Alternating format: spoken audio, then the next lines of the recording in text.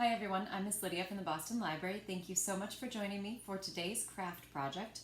Today we are going to be making marbled paper. So to do that, we're going to be using shaving cream and food coloring. I have some white cardstock that I'm going to be using. You can use regular paper. A slightly thicker paper is going to hold up a little bit better. But for this project, you actually don't want to be using any watercolor paper because it doesn't absorb the colors the same way. So just a nice smooth cardstock or regular heavy paper will be great for this. A flat baking dish or pie dish will work really well for this. Anything that has sides that are at least about an inch high. And then you're going to want another dish on the side to scrape the remnants off when we have a completed project. I also have a skewer that I'm going to be using to create the marbled look. You can use a paintbrush, you can use basically anything that has a fine point on it, even a toothpick will do the job. So our first step is to shake up our shaving cream and to lay down a smooth layer on my dish. You don't have to completely cover whatever dish you're using. You just want to have it in the space that it is going to be your marbled look for the paper. So about the same size as the piece of paper you're using is good. And then I'm going to pick my colors, and I'm just going to carefully drop in little bits of color on my shaving cream. And you can be totally random with where those go.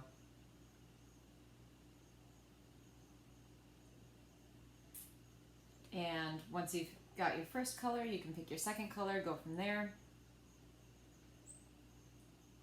Whatever kind of color combination you want.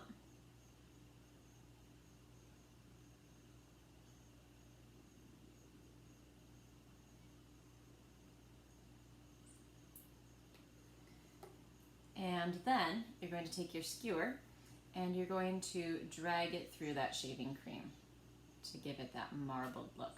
So you can kind of swirl it through. You can do it as much or as little as you want, depending on how marbled you want this to look. You just want to make sure that you're not driving the coloring down too far into the shaving cream, because then it won't be picked up by the paper.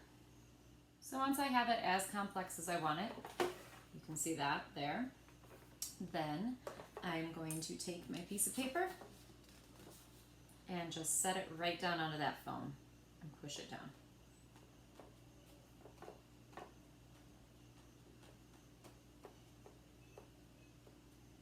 You want to make sure that all parts of the paper have made contact with that.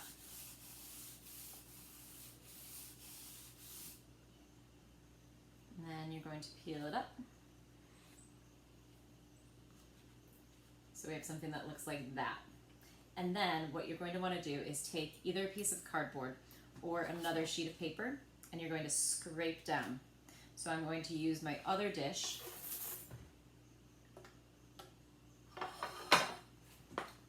Set it here, and a piece of paper, and I'm going to scrape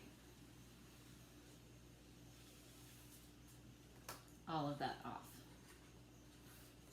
And you're left with a design like that. So obviously I'm going to do a little bit better job of scraping all of the remaining shaving cream off of there, but it gives you an idea. So then I'll show you some different color combinations. So you can see this one I left quite a bit of white space in. The next one I'm going to try to see if I can cover up more of that so that we get that marbled effect is much more dense on the page.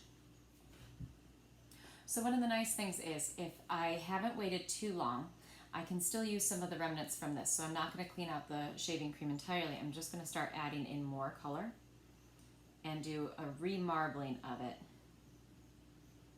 for my next sheet.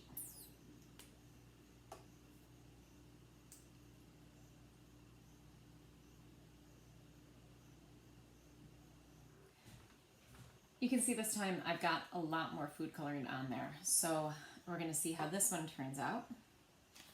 Take my blank sheet of paper, press it down, make sure that it's all the way across.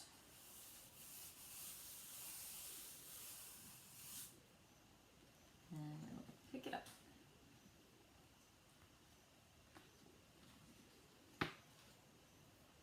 So here's a perfect example of why you want to make sure that you press it all the way down. You can see that big empty spot in the middle where I didn't make contact with my shaving cream. I think it's still going to be salvageable because depending on what I want to use this for, I can either cut just and use the top half if I want to make a card or something like that from it. So I'm going to go ahead and again scrape off my shaving cream, and that's how that one turned out. So before I give in with this, I'm going to add just a little bit more color, do one more with this color palette, and then I'm going to switch it out and try to use my orange and yellow instead. Once your papers are dry, you can cut off any of the empty space on either side, and then you can use these for a variety of projects. They're great for greeting cards. If you cut them in the right shape, they make wonderful bookmarks. So you can see I have kind of a variety here. I have ones with lots of open space in them, and then one that is almost entirely covered. And I did one with some red and purple in it as well. One interesting thing to note with this is that when you're using the food coloring, typically your colors would mix. I found that they really didn't. So I expected when I put the blue and red on there to get some purples in there. But they actually really did stay true to color, and there was no mixing as I swirled the colors around. So something to keep in mind, if you do want like an actual purple and you don't have that, mix that food coloring before and then use an eyedropper to get that in your marbling. These are really fun to do with kids. It is a little messy. Once you're done, it's easy to use a rubber spatula, and you can just scrape off all the excess shaving cream right into the garbage and then wash your dishes from there. If you want to avoid staining your hands, you can wear gloves because the food coloring will stain them if you do happen to get it on you. And make sure that you protect your work surface if you're working on something that might get discolored by the food coloring. If you have any questions, let us know. I hope you enjoyed this project, and we'll see you again next week.